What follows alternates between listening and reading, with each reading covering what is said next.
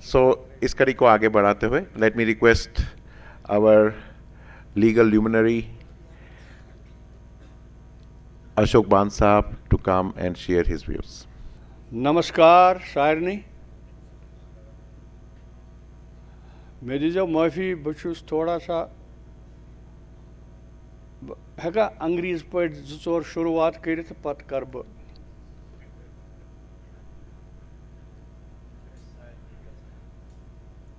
My view firmly has been and is continuing that the genocide inflicted on us and eventual migration, forced migration from valley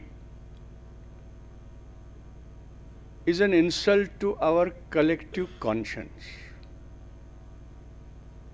I always took it as an insult to collective conscience of our community. And that insult, how do we avenge?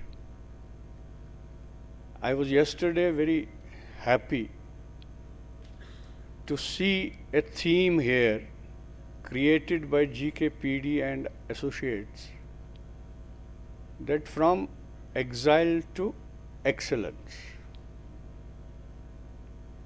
This has been my dream always, that until we excel in exile, we cannot reclaim our homeland. And it is proved beyond doubt that in these 36 years of our struggle, perseverance, hardship, most of us have excelled in their respective professions, fields. And you saw the example. And I saw the example yesterday on the stage when Dr. Surinder Kaul addressed the issues of community and brought it to the notice of governor sitting here and to the world at large through media. May I tell you my reaction to that? Because I am not appeasing anybody, I am a very objective person. I felt an inch taller by his presentation.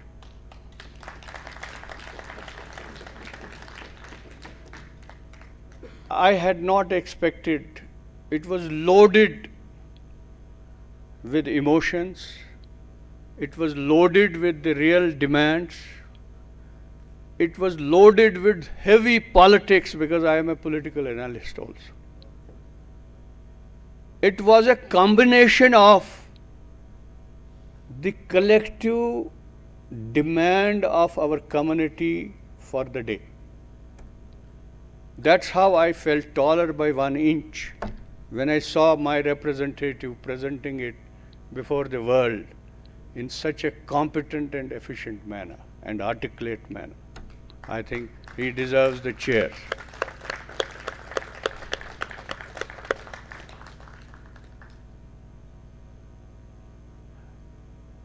Number 2 point I wish to make, I'll not go into the past history, everybody knows. We have been talking to each other for the last 36 years.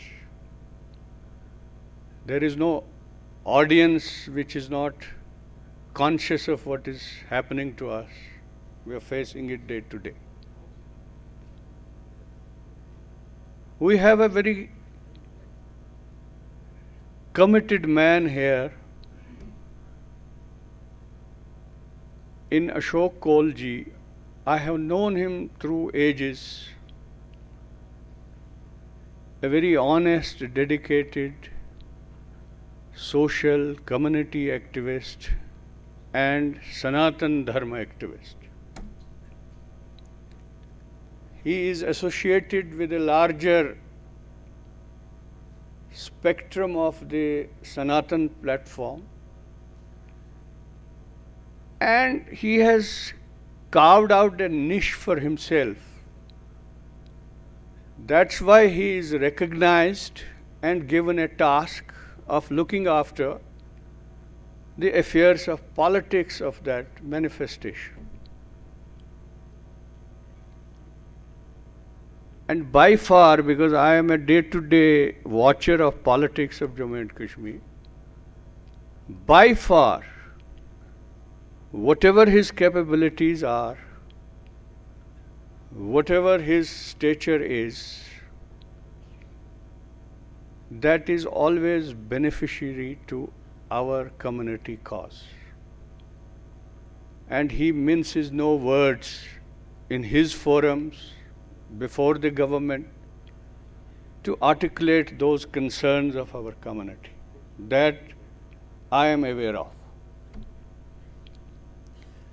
Third thing I wish to tell you, that we have Sanjay ji here, who remained on the soil and faced many challenges. He represents a party which has no existence in this. But it gives him a platform, it gives him some protocol. And he makes the best use of it for the community cause. That is also a silver line with us. Fourth point I wish to make, which may be loaded with politics. I frequently come here, and in my capacity as a social activist, as a human rights activist, I wear so many hats. I was given an opportunity to represent my country at one point in the United Nations General Assembly.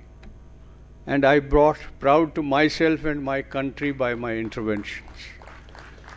I have been a regular attendee of Human Rights Council at Geneva and made my humble contribution, whatever it could be. Because I was told by Ministry of External Affairs when I was drafted in, I want to tell you those two issues in a very short, brief time. I was told that India doesn't have a friend outside to help us in the cause of Kashmir at the international level. And when we went to United Nations, there was hardly any friend to support India's cause on Kashmir. We had to lobby intensely for that to garner the support of other countries also. That is one. That external front was taken care very competently by the governments of the day. Then the internal dimension of the Kashmir affairs and Kashmir issue was the dayatva of the current governments. They did best.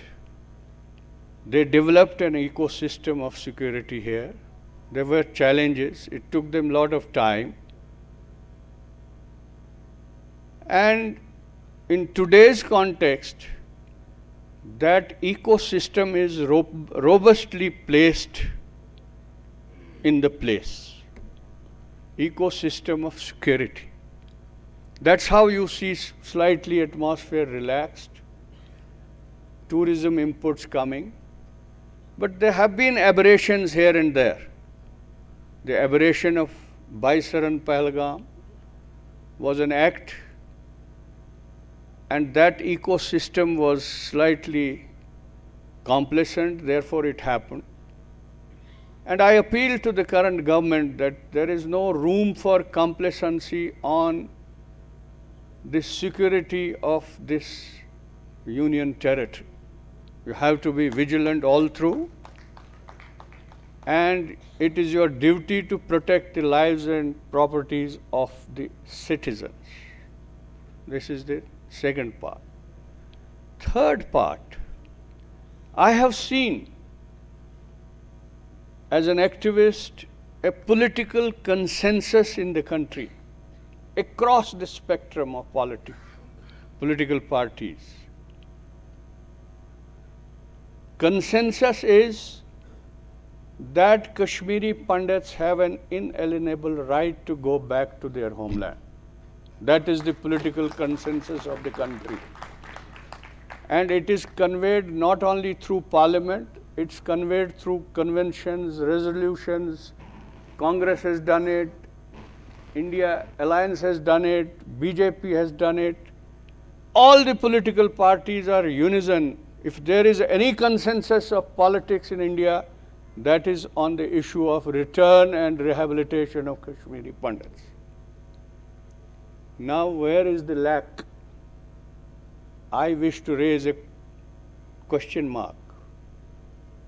The question mark is that there has to be a structured dialogue between the government of India and the Kashmiri Pandits for their return and rehabilitation.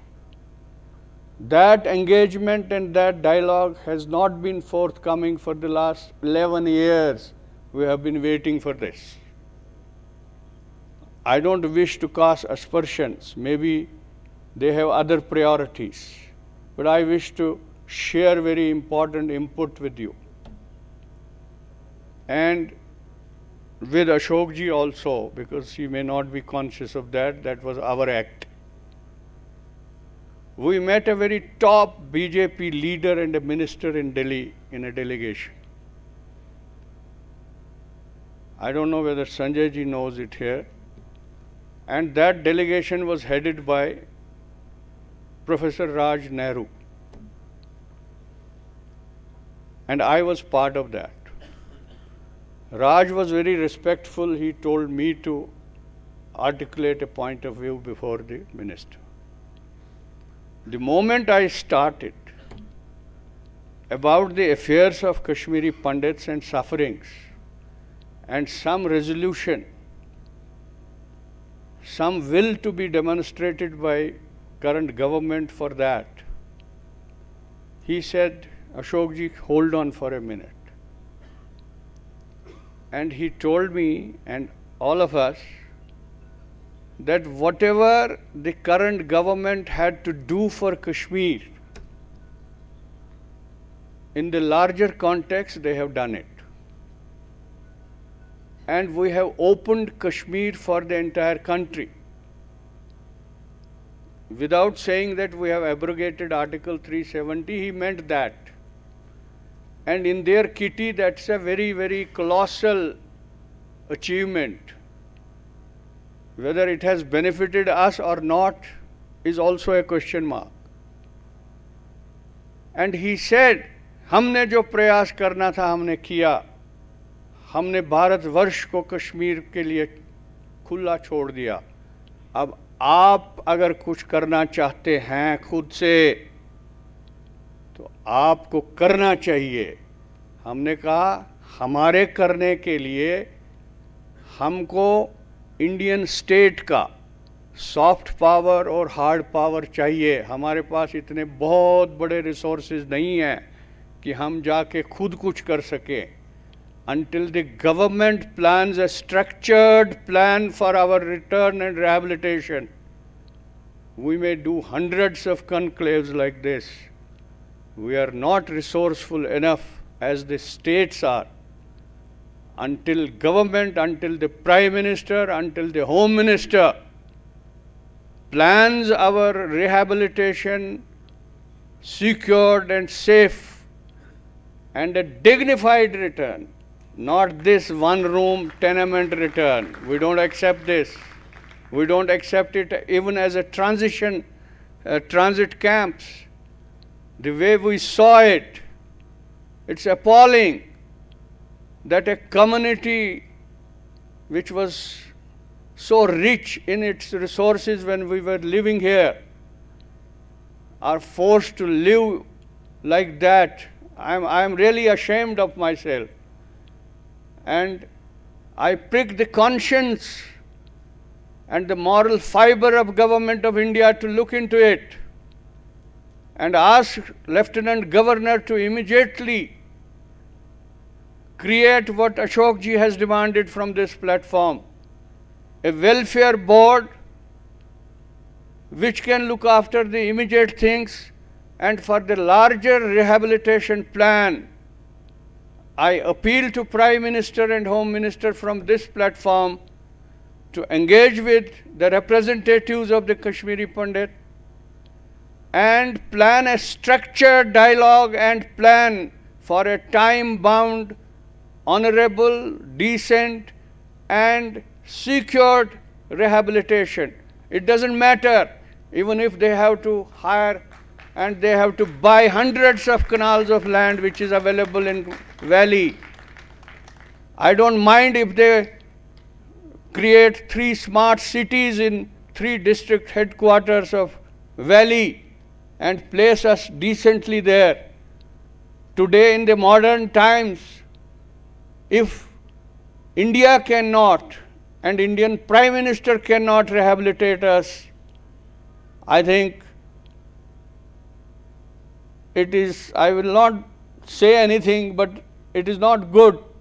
He is not fulfilling his moral and legal constitutional obligation. Yeah, Ashokji, we have to conclude. I am grateful to this platform to have given me this opportunity, and I value the recognition of our friend, philosopher, Shri B.L. Bhatt ji. They have awarded Padma Shri to him. Give a big hand, community's hand to him. Thank you very much.